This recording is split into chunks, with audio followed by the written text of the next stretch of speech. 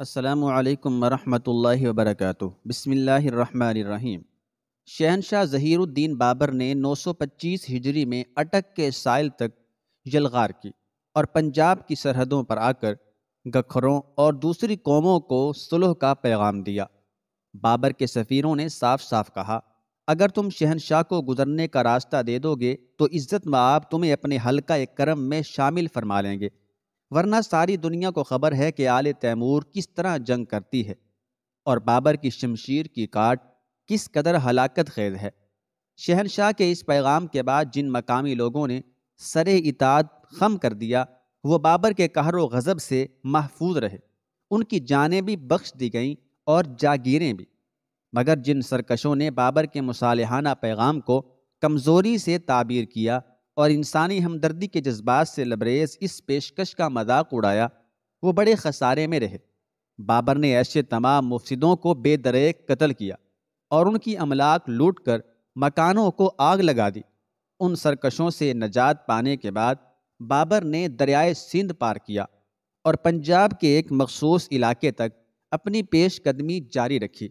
یہ مقام پہلے بھی آل تیمور کے زیر اقتدار رہ چکا تھا، اس لیے اس علاقے کو فتح کرنے کے لیے بابر کو زیادہ مشکلات کا سامنا نہ کرنا پڑا۔ یہاں کی رعایا نے خوشی خوشی بابر کا استقبال کیا۔ مغل شہنشاہ نے بھی ان لوگوں پر الطاف و عنایات کی بارش کی۔ اس کے بعد شہنشاہ ظہیر الدین بابر نے اپنے ایک سفیر کو خط دے کر سلطان ابراہیم لودھی کے دربار میں بھیجا۔ بابر نے اپنے اس مکتوب میں کسی تکلف اور رعایت کے بغیر تحریر کیا تھا، سلطان اس وقت جن علاقوں پر قابض ہیں وہ کسی زمانے میں آل تیمور کی میراث سمجھے جاتے تھے، مگر قلت وقت کے باعث صاحب کراں امیر تیمور کا کوئی وارث ادھر نہیں آیا، اس لیے تمام جاگیریں خالی پڑی رہیں اور مالکان کی عدم موجودگی سے فائدہ اٹھا کر غیروں نے ان پر قبضہ کر لیا۔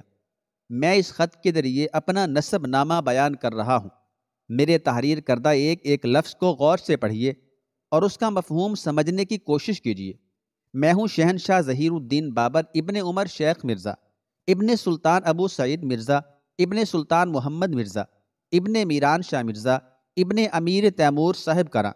میرے نسب نامے میں کہیں کوئی جھول نہیں ہے، اپنے باخبر درباریوں سے پوچھ لیجئے، وہ آپ کو بے خوف و خطر بتا دیں گے کہ میں ہی امیر تیمور کا حقیقی وارث ہوں اور اپنی آبائی جائیدادوں پر غاصبوں کے ناجائز قبضے سے آزاد کرانے کے لیے ہندوستان آیا ہوں۔ اگر آپ نے میرا خط ملتے ہی متعلقہ علاقے خالی کر دیے تو میں کوئی باز پرس نہیں کروں گا اور آپ کا شمار بھی غاصبوں میں نہیں ہوگا۔ بابر کا انداز بڑا عجیب تھا، وہ شائستہ لہجے میں انتہائی ماہرانہ گفتگو کر رہے تھے۔ اگر آپ نے دوسرے بد دماغ حکمرانوں کی طرح میری اس مصالحانہ پیشکش کی قدر نہیں کی تو پورے ہوش و حواس کے ساتھ سن لیجئے کہ میں اپنی موروثی جاگیروں کی حفاظت کرنا خوب جانتا ہوں۔ میں نہیں چاہتا کہ مخلوق خدا گھر سے بے گھر ہو جائے، گلی کوچوں میں لاشوں کے انبار لگ جائیں، ہندوستان کے کئی دریاؤں کے پانی کا رنگ سرخ ہو جائے اور یتیم بچوں اور بیوہ عورتوں کی تعداد میں اس قدر اضافہ ہو جائے کہ میں تمام عمر اپنے سینے پر ایک ناقابل برداشت بوجھ لیے پھرتا رہوں۔ مجھے جو کچھ کہنا تھا کہہ چکا۔ اگر ہندوستان کسی خونی حادثے سے دوچار ہوا تو اس کی تمام تر ذمہ داری آپ پر عائد ہوگی۔ خط لکھنے کے بعد بابر نے اپنے چند خاص مشیروں کو بھی یہ تحریر دکھائی تھی اور سلطنت مغلیہ سے وابستہ دانشمند لوگ اپنے فرما روا کا مکتوب پڑھ کر حیرت زدہ رہ گئے تھے کہ بیک وقت ان کا انداز مصالحانہ بھی تھا اور مدبرانہ بھی۔ اگر آپ حضرات کا مشورہ ہو تو اس خط میں مزید اضافہ کر دیا جائے۔ بابر دوستانہ لہجے میں اپنے مشیروں سے گفتگو کر رہا تھا۔ نہیں عالی جا، تمام مشیروں نے بیک زبان کہا، عزت مآب نے جو کچھ تحریر فرما دیا ہے وہ سلطان ابراہیم لودھی کو بے قرار کرنے کے لیے کافی ہے، میں اسے بے قرار کرنا نہیں چاہتا۔ بابر نے ٹھہر ٹھہر کر کہا، ان کے ہونٹوں پر ایک ہلکا سا تبسم نمایاں تھا۔ میں چاہتا ہوں کہ وہ میرا حکم نامہ پڑھ کر یا تو نفسیاتی طور پر مغلوب ہو جائے یا پھر جوش وحشت میں سرے دربار ہذیان بکنے لگے، اور پھر ایسا ہی ہوا۔ سلطان ابراہیم لودھی بابر کا خط پڑھ کر شدت غضب میں تخت شاہی پر کھڑا ہو گیا۔ وہ مغل فرما روا کے مکتوب کو چاک کر کے اس کے ٹکڑے سفیر کے حوالے کر دینا چاہتا تھا، مگر سلطان کے مشیروں نے اسے سمجھایا، فی الحال آپ بھی بابر کو الفاظ کے ہتھیار سے قتل کیجیے۔ اگر آپ نے مغل فرما روا کے خط کو پرزوں میں تبدیل کر دیا تو ہمیں سفارتی سطح پر شکست ہو جائے گی، پھر میں کیا کروں؟ فرط غضب میں سلطان ابراہیم لودھی اپنے مشیروں کے سیدھے سادے الفاظ کا بھی مفہوم نہیں سمجھ سکا۔ آپ بھی بابر کے نام ایک تحقیر آمیز خط تحریر کر دیجیے۔ سلطان کے مشیروں نے کہا، ابھی تو صرف الفاظ کی جنگ چھڑی ہے، آپ بھی حروف و معانی کے ہتھیار اٹھائیے۔ جب انسانی خون کی لے پر رقص فنا شروع ہوگا تو پھر بابر کی شمشیر ہلاکت کو بھی دیکھ لیں گے۔ پھر سلطنت لودھی کے سیاسی مدبروں سے طویل مشوروں کے بعد مغل شہنشاہ کے خط کا جواب لکھا گیا۔ ہم نے تیرے مکتوب کا ایک ایک حرف پڑھا اور اس نتیجے پر پہنچے کہ یہ کسی صحیح الدماغ انسان کی تحریر نہیں۔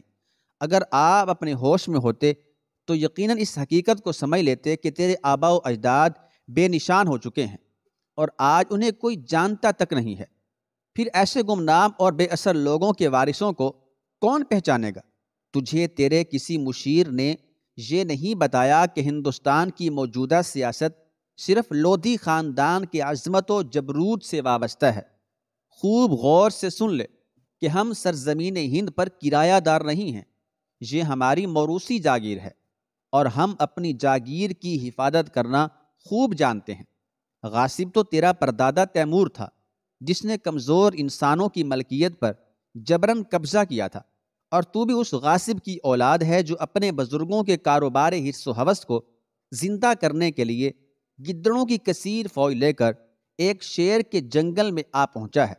سلطان کے سیاسی مشیروں نے شیر کے ساتھ جنگل تحریر کر دیا تھا تاکہ ابراہیم لودھی کے افغان سپاہی اپنی اس تعریف سے خوش ہو جائیں اور سلطان کے تحقیر آمیز سلوک کے باعث ان کے دلوں میں جو غبار بھر گیا ہے وہ کسی طرح صاف ہو جائے۔ مگر اس مغرور حکمران نے اپنے خط سے وہ لفظ حذف کرا دیا، اس کی جگہ ایک شعر لکھوا دیا جس کا واضح مطلب یہی تھا کہ اپنی ذات کو تمام جانثاران سلطنت سے ارفع و اعلیٰ سمجھا ہے۔ منگول بھیڑ بکریوں نے آج تک شیرغاب کا جاہو جلال نہیں دیکھا۔ میں بھی چاہتا ہوں کہ تو اور تیرے سپاہی ایک بار اپنی آنکھوں سے اپنے اقتدار کے خد و خال دیکھ لیں، پھر مجھے اندازہ ہو جائے گا کہ شیر کسے کہتے ہیں اور قدرت نے جنگل کی حکمرانی کے لیے شیر کو کیوں منتخب کیا ہے۔ خط کے آخر میں سلطان ابراہیم لودھی نے اپنا شجرہ تحریر کرایا تھا۔ اس بات کو ہمیشہ یاد رکھنا کہ ہم کسی حادثے کی پیداوار نہیں ہیں۔ ہم کبھی خدمت گزار سپاہیوں کی صف میں کھڑے ہوئے اور ہم نے کسی کی پشت پر وار کر کے دھوکے اور فریب سے اقتدار حاصل نہیں کیا۔ سلطان ابراہیم لودھی نے اپنے جاہو جلال کا مظاہرہ کرنے کے لیے کھلا ہوا جھوٹ بولا تھا، حالانکہ ہندوستان کے سیاسی حلقے اس راز سے باخبر تھے کہ ابراہیم لودھی کا دادا سلطان بہلول لودھی ایک افغان سردار تھا جو سلطان محمد شاہ کی دعوت پر دہلی آیا تھا۔ اس نے بڑی جاں بازی کے ساتھ محمد شاہ کے دشمنوں سے جنگ کی تھی۔ بہلول لودھی کے اسی جاں سرفروشی سے متاثر ہو کر سلطان محمد شاہ نے اسے اپنا بیٹا بنا لیا تھا۔ 849 ہجری میں سلطان محمد شاہ کا انتقال ہو گیا اور دہلی کے تخت پر اس کا بیٹا سلطان علاء الدین جلوہ افروز ہوا۔ تمام امرائے سلطنت نے سلطان کے روبرو حاضر ہو کر سر دربار اپنی اطاعت گزاری کا اعلان کیا۔ علاء الدین کی نظریں بہلول لودھی کو تلاش کر رہی تھیں جو اس کے باپ کا منہ بولا بیٹا تھا، اور اسی رشتے سے سلطان اسے اپنا بڑا بھائی کہہ کر مخاطب کرتے تھے۔ مگر بہلول لودھی نے آداب سلطانی کے مطابق دربار میں حاضری بھی نہیں دی اور کسی خط کے ذریعے اپنی فرما برداری کا اقرار بھی نہیں کیا۔ سلطان علاء الدین کو بہلول لودھی کا یہ طرز عمل سخت ناگوار گزرا، لیکن وہ ایک عاقبت نااندیش، کم ہمت اور کمزور فرما روا تھا۔ بس دل ہی دل میں پیچ و تاب کھاتا رہا اور شدید خواہش کے باوجود بہلول لودھی کے خلاف کوئی تادیبی کارروائی نہ کر سکا۔ بہلول لودھی بڑی ہوشیاری کے ساتھ اپنے ہم خیال افغانوں کو جمع کرتا رہا، اور جب اس کی فوجی طاقت میں بہت زیادہ اضافہ ہو گیا تو اس نے مختلف سیاسی چالیں چلیں اور سلطان علاء الدین کو دہلی چھوڑ کر بدایوں جانے پر مجبور کر دیا۔ بہلول لودھی یہی چاہتا تھا۔ آخر 855 ہجری میں وہ دہلی کے تخت پر براجمان ہو گیا اور اس نے خطے سے سلطان علاء الدین کا نام خارج کرا دیا۔ یہ نمک حرامی اور غداری کی بدترین مثال تھی، مگر بہلول لودھی نے محبت اور اعتبار کا خون کر کے اپنے دیرینہ خواب کی تعبیر حاصل کر لی تھی۔ ایک لحاظ سے سلطان علاء الدین اس کا محسن زادہ تھا اور دوسرے رشتے سے چھوٹا بھائی، لیکن بہلول لودھی نے کسی رشتے کا احترام نہیں کیا۔ ہاں، اتنا ضرور ہوا کہ سلطان علاء الدین بدایوں کے حاکم کی حیثیت سے 28 سال تک گمنامی کی زندگی بسر کرتا رہا۔ شاید بہلول لودھی کی طرف سے اس نرمی کی وجہ یہ تھی کہ بدایوں کا علاقہ اس کے لیے قابل سیاسی حیثیت نہیں رکھتا تھا۔ اگر بہلول لودھی کو معمولی سا بھی شک ہو جاتا کہ سلطان علاء الدین اس کے راستے کا پتھر ہے، تو وہ کسی تاخیر کے بغیر اس پتھر کو ایک ہی بے رحمانہ ٹھوکر کے ذریعے ہٹا دیتا۔ سلطان ابراہیم لودھی نے اپنے دادا کی اس زمانہ سازی اور احسان فراموشی پر جھوٹ کا پردہ ڈالتے ہوئے یہ دعویٰ کیا تھا کہ وہ کسی حادثے کی پیداوار نہیں اور اس کے آباء و اجداد میں سے کسی کی گردن میں خدمت گزاری کا طوق نہیں ہے۔ خط کے آخر میں بابر کی تقلید کرتے ہوئے دہلی کے حکمران نے اپنا نسب نامہ تحریر کیا تھا۔ میں ہوں سلطان ابراہیم لودھی، ابن سلطان سکندر لودھی، ابن سلطان بہلول لودھی۔ تیسری پشت کے بعد سلطان ابراہیم لودھی کے نسب نامے میں کسی مقتدر ہستی کا ذکر نہیں تھا۔ اگر اس زاویے سے بابر اور ابراہیم لودھی کا موازنہ کیا جاتا تو دہلی کے حکمران کی کوئی حیثیت باقی نہیں رہتی، کیونکہ بابر کا نسب نامہ صرف امیر تیمور پر ہی ختم نہیں ہوتا تھا۔ اگر نسلی تفاخر کے قصے کو زیادہ طول دیا جاتا تو بات بڑھتے بڑھتے ہلاکو خان اور چنگیز خان تک پہنچ جاتی، اور یہ دونوں نامور فاتح بہرحال بابر کے مرث اعلیٰ تھے۔ اور اگر صرف امیر تیمور کی ذات کو بنیاد بنا کر قومی برتری کے ترانے گائے جاتے تو ابراہیم لودھی کی آواز کون سنتا؟ فتوحات کے اعتبار سے اس کی پوری نسل میں کوئی ایک فرد بھی ایسا نہیں گزرا تھا جو صاحب کراں کی عسکری طاقت کی گرد کو بھی پہنچ سکتا۔ اس مسلمہ حقیقت کے باوجود سلطان ابراہیم لودھی اپنا نسب نامہ بیان کر کے مغل شہنشاہ ظہیر الدین بابر کو متاثر کرنا چاہتا تھا۔ جب بابر کے سفیر نے ابراہیم لودھی کا جواب اپنے فرما روا کی خدمت میں پیش کیا اور افغان حکمران کے غیظ و غضب کا واقعہ زبانی سنایا تو بابر مسکرانے لگے۔ میں یہی چاہتا تھا، بابر نے اپنے مشیروں کو مخاطب کرتے ہوئے کہا۔ اس خط کے تحریر کرنے میں صرف ایک ہی مصلحت پوشیدہ تھی کہ ابراہیم لودھی کے اعصاب کی قوت کا اندازہ کیا جا سکے۔ اگر وہ میرا خط پڑھ کر مسکرانے لگتا تو یقیناً اس کی اعصابی قوت بے مثال ہوتی اور وہ میدان جنگ میں بڑا خوفناک حریف ثابت ہوگا۔ اب کیا ہوگا شہنشاہ؟ احمد جمال نے پوچھا۔ تم پہلے مرحلے کی جنگ جیت چکے ہو، بابر نے انتہائی پرسکون لہجے میں کہا۔ وہ ذاتی جنگ کو ہمیشہ اپنے ساتھیوں کی جنگ کہا کرتا تھا۔ کیا یہ جنگ مختلف مرحلوں میں لڑی جائے گی؟ احمد جمال نے مغل شہنشاہ سے دوسرا سوال کیا۔ یقیناً ایسا ہی ہوگا۔ بابر کا لہجہ پر اعتماد تھا۔ ابراہیم لودھی داخلی طور پر ایک کمزور بادشاہ ہے۔ اس نے اپنے نفس کی تسکین کے لیے شرفائے سلطنت اور امرائے وقت کو خدمت گزاروں کی صف میں کھڑا کر دیا ہے، مگر کبھی اس پر آزمائش کی گھڑی نازل ہوئی تو ایسے سنگین لمحوں میں کون اس کے لیے اپنی جان قربان کرے گا؟ کوئی بھی نہیں۔ اور یاد رکھو کہ دنیا کی کوئی جنگ زندگی کا صدقہ دیے بغیر جیتی نہیں جا سکتی۔ دوسرے یہ کہ وہ بہت جلد مشتعل ہو جانے والا انسان ہے۔ ہم عنقریب اس کی اس کمزوری سے گراں قدر فائدہ اٹھائیں گے۔ ابھی بابر مستقبل کی منصوبہ بندی کر رہے تھے کہ اس دوران ان کے یہاں دوسرا لڑکا پیدا ہوا۔ مغل شہنشاہ نے ہندوستانی فتوحات کے حوالے سے اپنے نومولود بیٹے کا نام ہندال مرزا رکھا اور ایک یادگار جشن منایا۔ پھر جیسے ہی ہندال مرزا کے جشن ولادت کی نشاط انگیز ہنگامہ آرائیاں ختم ہوئیں، بابر گکھر قوم کی طرف متوجہ ہوئے۔ اس وقت اس قوم کا سربراہ ہاتی گکھر تھا۔ ہاتی نے پرہالہ میں قلعہ بند ہو کر جنگ شروع کی اور غروب آفتاب کے وقت ایک ایسے مقام پر صف آرا ہوا جو بہت زیادہ تنگ تھا اور جہاں ایک سپاہی سے زیادہ کے گزرنے کی گنجائش نہیں تھی۔ اس جنگ میں سردار دوست بیگ مغل لشکر کی قیادت کر رہا تھا۔ دوست بیگ بڑی ذہانت اور شجاعت کے ساتھ لڑا، یہاں تک کہ ہاتھی گکھر کو میدان جنگ سے فرار ہونا پڑا۔ ہاتھی نے بہت کوشش کی کہ وہ کسی طرح دوبارہ قلعے میں داخل ہو جائے، مگر سردار دوست بیگ نے اس کے تمام راستے مسدود کر دیے تھے۔ نتیجتاً وہ اپنی جان بچانے کے لیے پہاڑوں میں چھپتا رہا اور اس کا تمام مال و متاع اور خزانہ بابر کے قبضے میں آ گیا۔ مغل شہنشاہ اپنی فتوحات کا سلسلہ جاری رکھنا چاہتا تھا کہ اچانک کابل میں بغاوت کے سے حالات پیدا ہو گئے۔ مجبوراً بابر نے اپنے ایک معتمد سردار محمد علی جنگ کو سندھ اور پرہالہ کے درمیانی علاقوں کا حاکم بنایا اور خود کابل واپس لوٹ گیا۔ 925 ہجری کے آخر میں بابر نے لاہور کو فتح کرنے کا ارادہ کیا۔ مغل شہنشاہ کا جنگی منصوبہ یہ تھا کہ وہ ہر صورت پورے پنجاب پر مکمل غلبہ حاصل کر لے تاکہ اس کے لشکروں اور دہلی کی فوجوں کے درمیان فاصلہ کم سے کم ہو جائے۔ اس طرح وہ سلطان ابراہیم لودھی پر زیادہ سے زیادہ دباؤ ڈالنا چاہتا تھا۔ پھر جیسے ہی مغل لشکر کابل سے نکل کر ہندوستان کی طرف بڑھا تو یکا یک بابر کو خیال آیا کہ یوسف زئی قبیلے کو سخت تنبیہ کر دی جائے۔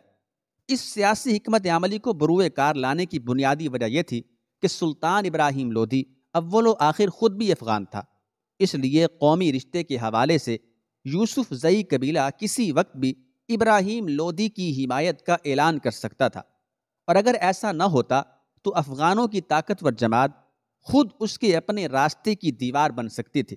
غرض اسی احتیاطی تدبیر کے پیش نظر بابر نے یوسف زئی قبیلے کے کھیتوں کو برباد کر ڈالا اور ان کا سارا مال و متاع لوٹ لیا۔ اس طرح کابل کے شہنشاہ نے اپنے راستے کے ایک بھاری پتھر کو ہٹا دیا تھا اور ابھی وہ سوچ ہی رہا تھا کہ دریائے سندھ پار کر کے لاہور پر حملہ کر دے، مگر اچانک ایک دن مغل شہنشاہ کو اطلاع ملی کہ سلطان سعید بدخشاں کو فتح کرنے کے لیے اس طرف آ رہا ہے۔ بابر نے فوری طور پر پیش قدمی کا ارادہ ترک کر دیا اور اپنے قریبی عزیز مرزا محمد سلطان کو حکم دیا کہ وہ 4000 سپاہی لے کر لاہور روانہ ہو جائے۔ پھر جیسے ہی مرزا محمد سلطان لاہور کی جانب بڑھا، بابر کابل کی طرف پلٹ پڑا۔ یہ مغل شہنشاہ کی خوشبختی تھی کہ سلطان سعید کا ارادہ بدل گیا اور وہ بدخشاں پر حملے کیے بغیر اپنے علاقے کی طرف لوٹ گیا۔ اب بابر پوری یکسوئی کے ساتھ منصوبہ بندی کر رہا تھا۔ 926 ہجری میں مغل شہنشاہ نے پہلے قدر خیل کے افغانوں پر حملہ کر کے ان کا مال و اسباب لوٹا اور پھر بڑے خوفناک عزائم کے ساتھ ہندوستان کی طرف بڑھا۔ اپنے اس طویل سفر کے دوران بابر سرکش افغانوں کو تلاش کر کے سخت سزائیں دیتا اور ان کی املاک کو تباہ و برباد کر ڈالتا۔ اس کے برعکس پٹھانوں کے وہ قبائل جو پرامن زندگی بسر کرنے کے خواہاں تھے، بابر انہیں انعام و اکرام سے نوازتا ہوا آگے بڑھ جاتا۔ ایسے علاقوں سے گزرتے ہوئے بابر مقامی حاکموں کو ایک ہی پیغام دیتا: میرا تم سے کوئی جھگڑا نہیں ہے، میں تمہاری جاگیروں پر حریصانہ نظر نہیں رکھتا، میرا حریف صرف ابراہیم لودھی ہے، میں اس سے اپنا حساب بے باک کرنے دہلی کی طرف جا رہا ہوں۔ اگر تم نے کسی بھی قسم کی مزاحمت کی اور میرے راستے میں فتنہ و شرارت کے کانٹے بچھائے تو میں تمہارے سروں سے موج خون بن کر گزروں گا، اور تم نے صلح پسند انسانوں کی طرح کوئی ہنگامہ کھڑا نہیں کیا تو یقین رکھو کہ میرے گزرنے کا انداز باد صبا کی مانند ہوگا جو دماغوں کو مہکاتی ہے اور دلوں کو نئی لذت سے سرشار کرتی ہے۔ اکثر افغان قبائل نے دانش مندانہ رویہ اختیار کیا، اس طرح ان کی جانیں محفوظ رہیں اور مال و اسباب بھی۔ بابر نے یہ طویل سفر کسی دشواری کے بغیر طے کیا اور بڑھتے بڑھتے سیال کوٹ تک پہنچ گئے۔ یہاں کے حکمران نے بابر سے اپنے جان و مال کی پناہ مانگی۔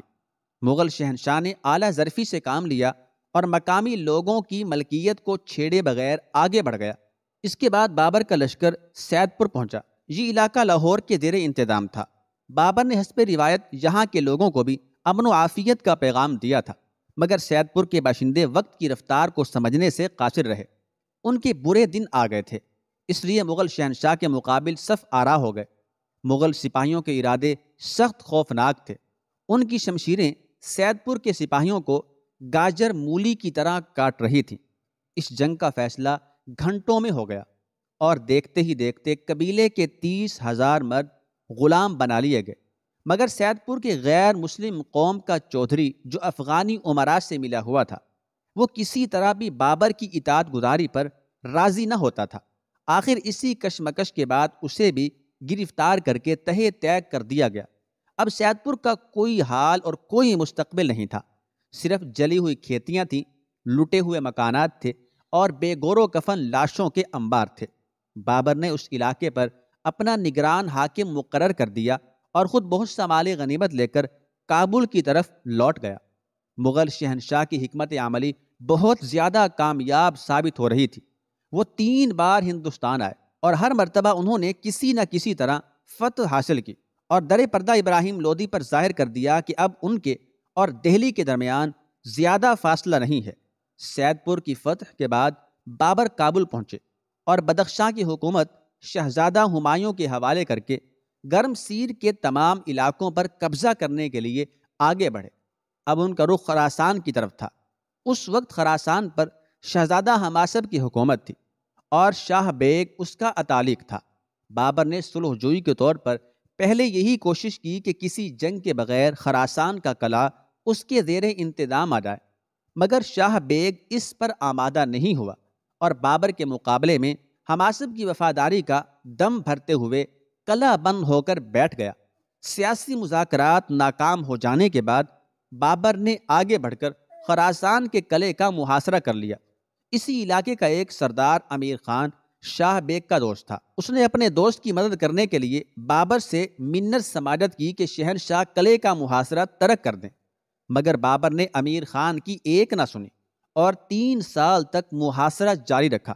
آخر مسلسل محاصرے سے تنگ آ کر شاہ بیگ قلعہ سے باہر نکلا اور خراسان سے فرار ہو گیا، یہاں تک کہ اس نے سندھ کے نواحی علاقے بھکر میں جا کر پناہ لی۔ انجام کار 928 ہجری میں خراسان بھی آس پاس کے تمام علاقوں کے ساتھ سلطنت بابری کے حلقے میں شامل ہو گیا۔